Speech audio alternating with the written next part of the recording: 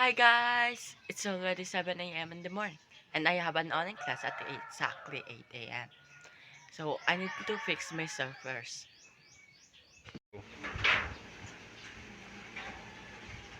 Hi!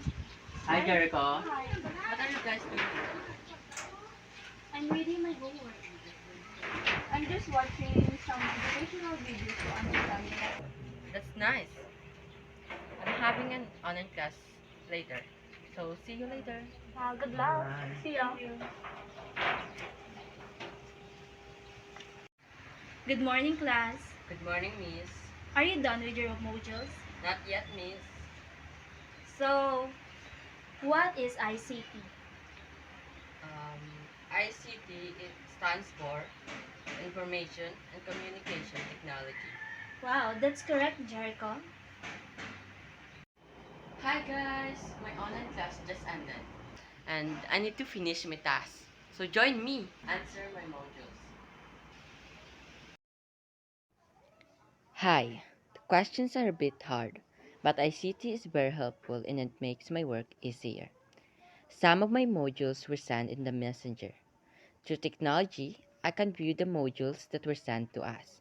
I can also search the different meanings of each word and its correct pronunciation. Technology is very helpful because I can communicate with my friends and teachers. It also allows me to meet new people. We call them online friends.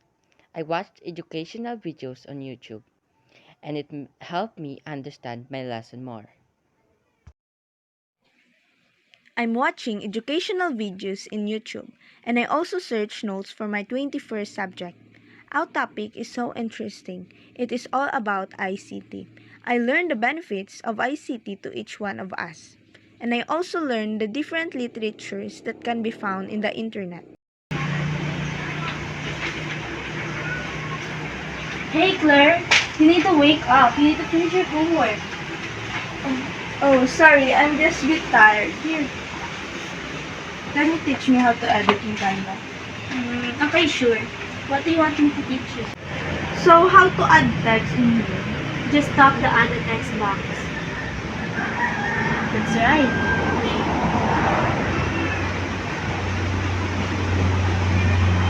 What do you want to write? My name. What's your name?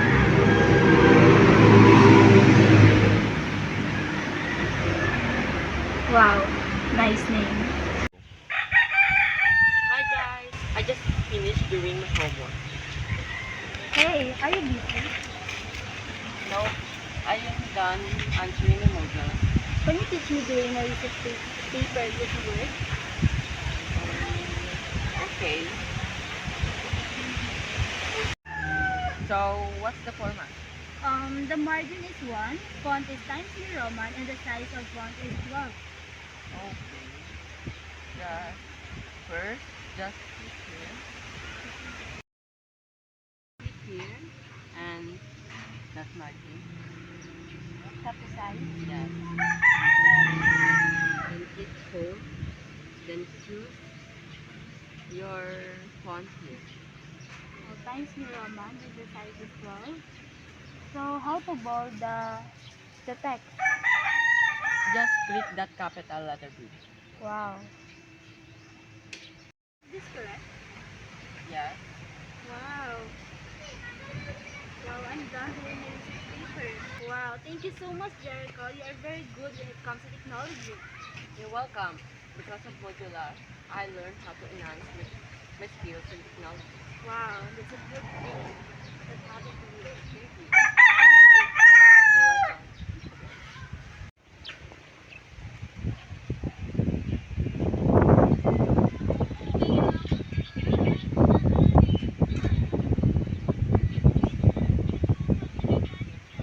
It's a bright day today.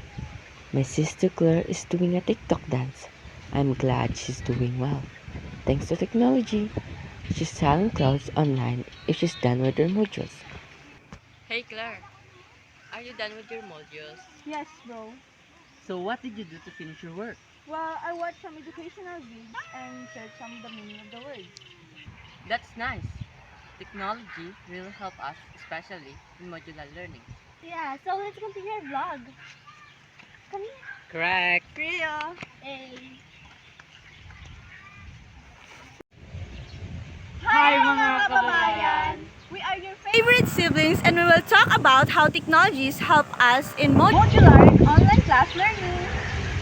That's right. Technology really makes our work easier and you can communicate or present through messages. But some people got mention technology, so we should know our limits. How about you guys? What's your opinion about technology? Hit the tips.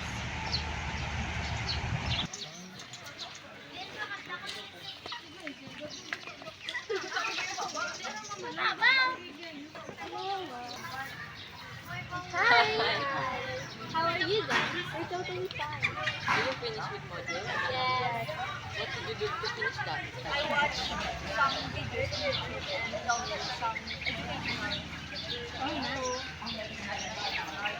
Well, that's nice. Technology really helps us, especially in modular learning.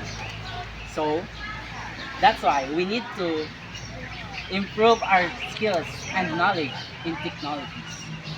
That's right.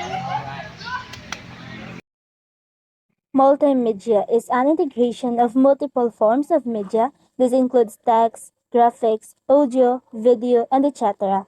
As a student that experiences modular learning, watching videos on television is very helpful. It improves my knowledge and helps me answer my modules.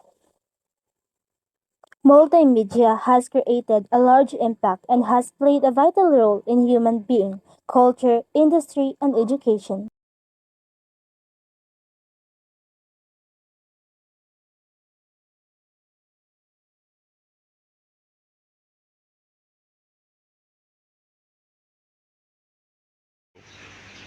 Good morning, class. Good morning, Miss. Are you done with your modules? Not yet, Miss. What's your name?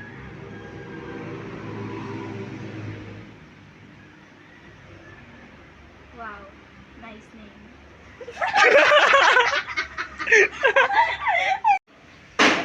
That's nice. Technology really help us, especially in modular learning. In modular and like